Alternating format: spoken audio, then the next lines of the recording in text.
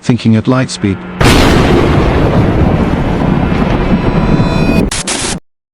Is generative AI potentially an existential threat to the human species? I think that's what I've been saying, yes. It really is an existential threat. We continue to flash the warning lights on this. I think the world is not taking us seriously. I don't know what else we can do there, but... How confident are you that AI's promise will outweigh the perils? I'm not confident, but... Hearing you say you're not confident is kind of scary.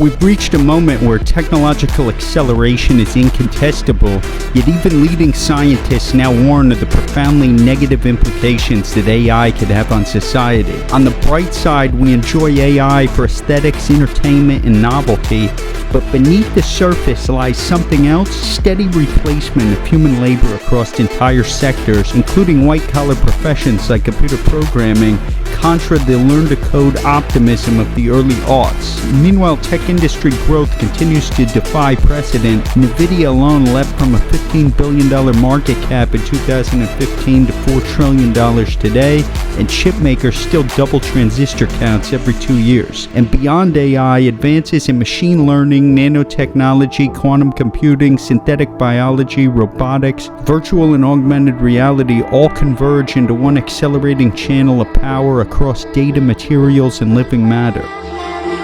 This trajectory points towards a future of post-human political governance using algorithmic control, with progressives already speculating about synthetic biology and full-on human cloning. In other words, transhuman biotech is politics.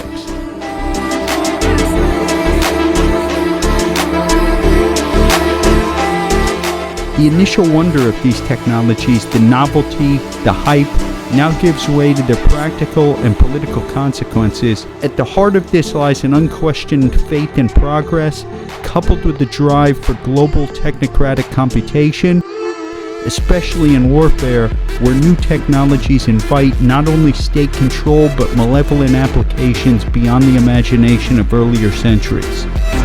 History reminds us, conflict matters, and since at least 1918, war-tech parity between citizens and the state has collapsed.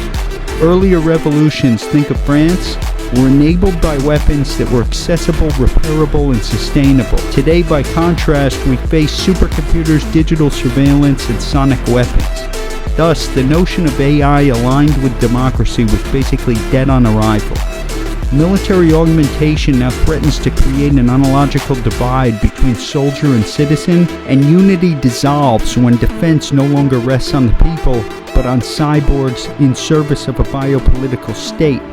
If force parity was once lost, this development locks it down forever, and science itself, once guided by an imperative of responsibility, now drifts on a theory of human nature that's the contemporary equivalent of Lysenkoism.